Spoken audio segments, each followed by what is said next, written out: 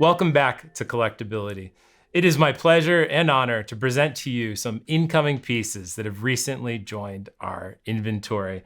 These are some of the most fun videos that we film, and it is so much fun to show you what's going to be on the site soon. So let's take a look inside this box. So here we have watches dating from the 1940s to the 1980s, and we'll start with the oldest watch, and this is a reference 492. This particular piece has this extraordinary angled and ridged case, and the dial of this particular watch, you'll see, has applied Breguet numerals. The overall aesthetic of this is about as 1930s as it gets. Many of you might know this look because in 2006, the reference 5105 in platinum limited edition watch was essentially a copy of this piece from the 1930s.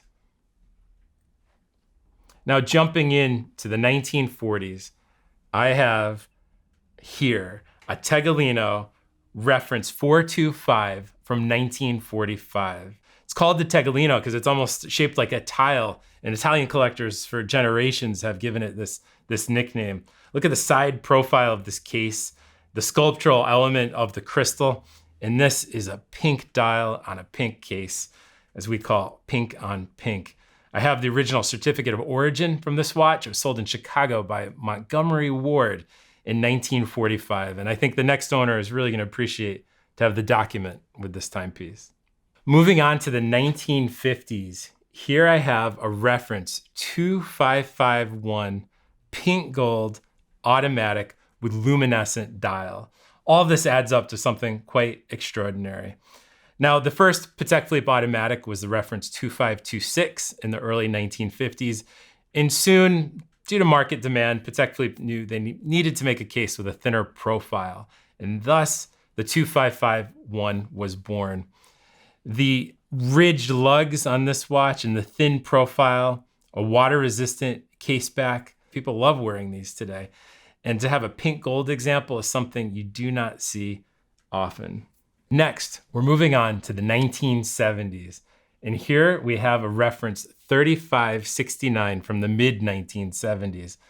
This particular watch has a case that's just so exquisite, minimalist design from the period. And of course, the blued gold dial with applied numerals.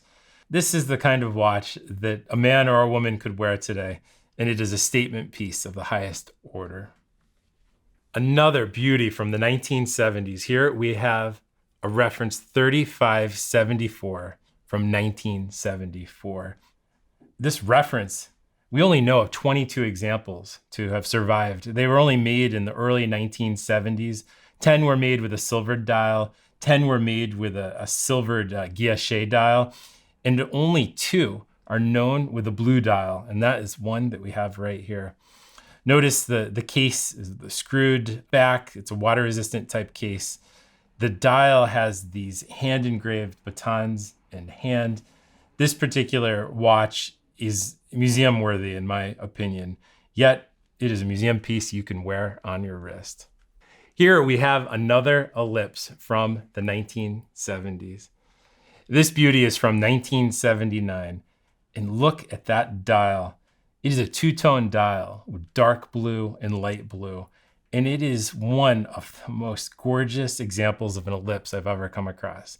In fact, years ago I sold this watch at Christie's, and I've been chasing it ever since and thought I would never find it. But recently, the purchaser of the watch reached out to me, and I was able to buy this watch back.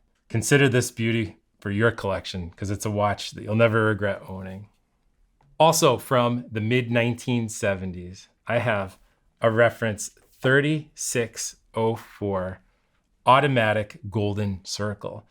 These were made with numerous color dials. Blue, of course, was quite popular, gilt, and this is autumn gold, the brown.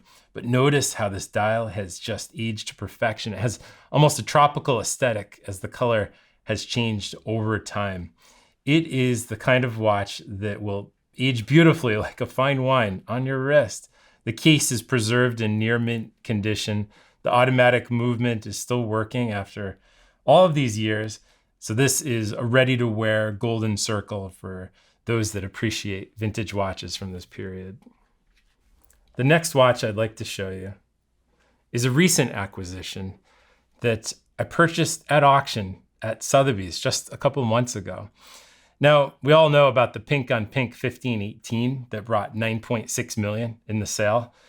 That particular watch was owned by Prince Tufik, and Prince Tufik also owned this reference 3900.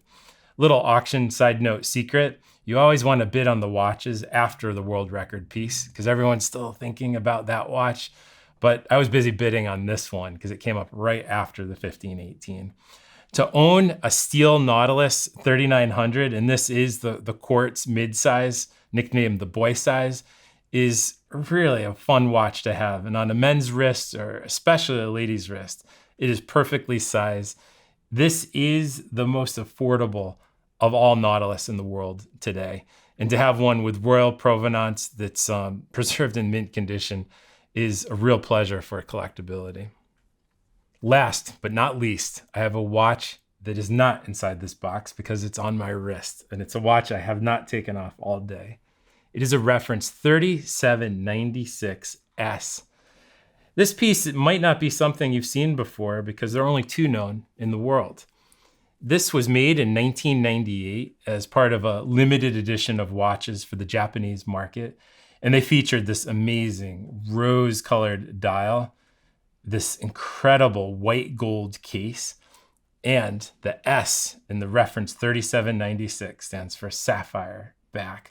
This watch is something for the true connoisseur collector, and many of us don't know this reference, and for me it's been a unicorn until I've seen one, and I hope I can keep this one on my wrist forever, so don't go ahead and buy it from me, not yet anyway. Thank you for joining us today. It's been a pleasure presenting you some of our incoming pieces. If you enjoyed this video, please like and subscribe on our YouTube channel and visit us on Instagram. Until then, enjoy the hunt.